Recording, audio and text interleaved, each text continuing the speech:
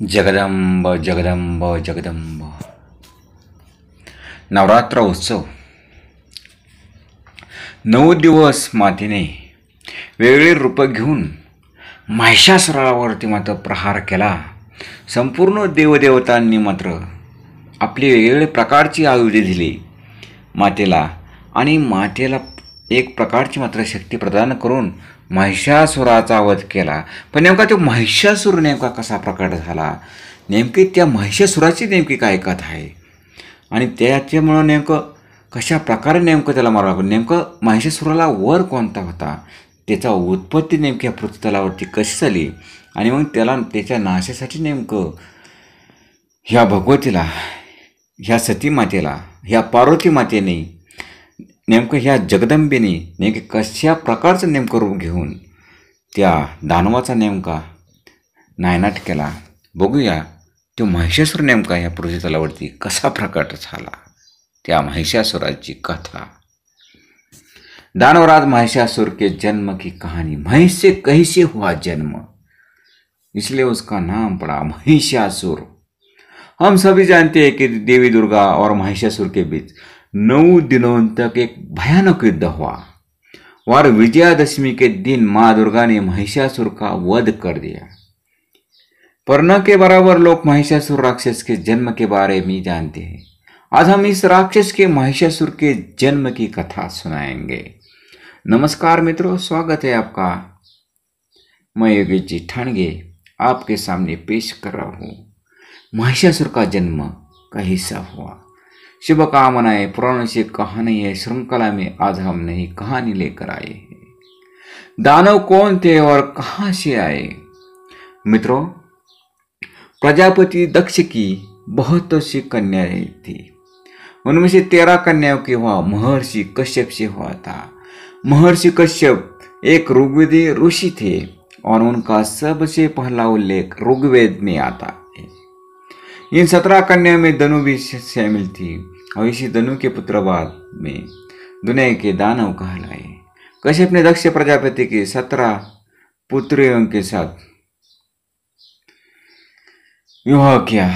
दक्ष की इन पुत्रियों से संतान उत्पन्न हुई, उनका विवरण आपके सामने पेश कर रहा हूँ.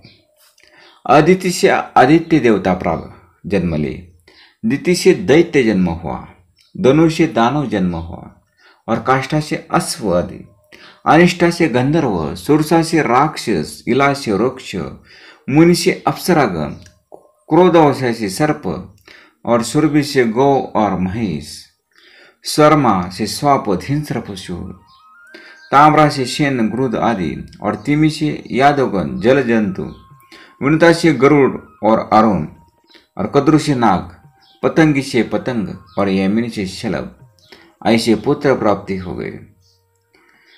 दनु के बहुतों से दानव पुत्रों में से थे रंभ और करम्भ. जब रंभ और करम्भ जवान हुए पर फिर भी कई सालों तक ना तो रंभ को कोई संतान हुई और न ही करम्भ को, तो दोनों ने यह तय किया कि वो संतान प्राप्ति के लिए तपस्या आरंभ कर देंगे और वर स्वरूप कोई महान पुत्र मांग लेंगे. रंभ ने अग्नि में अपनी तपस्या शुरू कर दी तो करम ने जल में. जैसे इंद्र को इस बात की पता चला कि 2 दानव महान पुत्र प्राप्ति के लिए तपस्या कर रहे, उसने समझ लिया कि आने वाले वक्त में शायद वो दानव पुत्र उसके सिंहासन को चुनौती दे सकता है. इंद्र ने तब छल से मगरमच्छ के रूप लेकर करम को जल में ही वध कर डाला. इंद्र ने रम को मारने का प्रयास भी किया पर अग्नि के होने के कारण वो उसे मार नहीं पाया. जब रंभ को अपने भाई की मृत्यु के बारे में पता चला तो उसे बहुत दुख हुआ और तब वो तपस्या में ही स्वयं के प्राण लेने लगा. तब आखिर में अग्निदेव को उसके सामने खड़ा होना ही पड़ा. रंभ ने तब कहा कि मुझे एक ऐसा बलशाली पुत्र चाहिए जो तीनों लोगों पर राज करने के काबिल हो और ब्रह्मांड में शायद ही उसका कोई भी मुकाबला कर पाए, साथ ही वो अपनी इच्छा के अनुसार रूप धारण कर सके. ऐसा पुत्र मुझे चाहिए. अग्निदेव और देखकर कहा कि जिस भी सुंदरी पर तुम्हारा मन जाएगा उसी से तुम्हें तुम्हारा पुत्र प्राप्त हो जाएगा. अग्निदेव से वरदान पाकर रंभ प्रसन्न होकर अपने राज्य की ओर निकल पड़ता है और जाते वक्त जंगल में एक महिषी यानी भैंस के देखकर उसका दिल उस महिषी पर आ जाता है और तब उसने उस महिषी के साथ समागम किया और उसकी वजह से वो महिषी गर्भ से रह गए। कुछ दिनों बाद एक महिषा उसी महिषी पर आसक्त हो गया और उस पर झपट पड़ा। रंभ ने जब ये देखा तो उसने उस भैंस पर हमला कर दिया, पर भैंसा काफी ताकतवर था।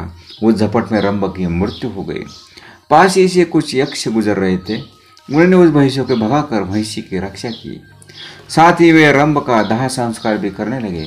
प्राणी होकर भी भैंसी पतिव्रता थी और इसी कारण उसके मन में सती हो जाने की भावना जाग उठी और रंभ की जल्दी चिता पर जा बैठी। पर तभी उसका प्रसव शुरू हो गया और उस जलती हुई चिता पर एक बालक का जन्म हुआ। महिषी के गर्भ से निकलने के कारण दुनिया उस बालक को महिषासुर नाम से जानने लगी। महिषासुर में मानव और महिषी दोनों के अंश होने के कारण वो अपने आप को जब चाहे तब मानव और एक महिषी से बदलने के काबिलियत रखता था। उसने ब्रह्मा से एक बार प्राप्त किया था कि दुनिया का कोई भी पुरुष उसका वध नहीं कर पाएगा। महिषासुर के साथ ही महिषी ने एक और पुत्र को जन्म दिया। कहा जाता है कि वो रंभ का दूसरा जन्म था और जिसका नाम रक्तबीज रख गया। इस रक्तबीज के बाद में और मिला था कि उसके रक्त की हर एक बूंद से एक नया रक्तबीज, एक राक्षस निर्माण होगा। और आपको ऐसा है महिषासुर की जन्म की कथा, एक रोचक कथा इस पुराण में आ गई। और इस कारण माँ दुर्गा, माँ जगदम्बा इतने रूप प्रकट किए इस धरती के ऊपर और उसको मार गिराना। ऐसा ही महिषासुर का कथा। और इसलिए माँ ने 9 दिन तक इस महिषासुर के साथ भयानक युद्ध हुआ। पूरी धरती कांप उठी और इसी के साथ विजयादशमी को माता ने महिषासुर को मार गिराया, क्योंकि उनको वर भी ऐसा था कि वो किसी के भी पुरुष के हाथों से नहीं मरने वाला था, ना किसी देवताओं के हाथों से मरने वाला था। इसलिए सभी देव और देवताओं ने माता पार्वती को, माँ दुर्गा को अपने सभी अस्त्र और शस्त्र दे दिए और इसी कारण माँ पूर्ण शक्ति रूप हो गई और इस महिषासुर का अंत हो गया। ऐसी बड़ी बहुत ही रोचक कथा मैंने तुम्हारे सामने पेश की है। सभी भक्तगण, माँ दुर्गा को इस धरती पर प्रकट हुआ, ये महिषासुर के कारण से माँ को प्रकट होना पड़ा और तभी से आज तक माँ के सभी भक्तगण माता के दर्शन के लिए नवरात्र के उपवास लेते हैं और माँ की आराधना करते हैं। जय जगदम्ब, जय जगदम्ब, जय जगदम्ब, जय जगदम्ब।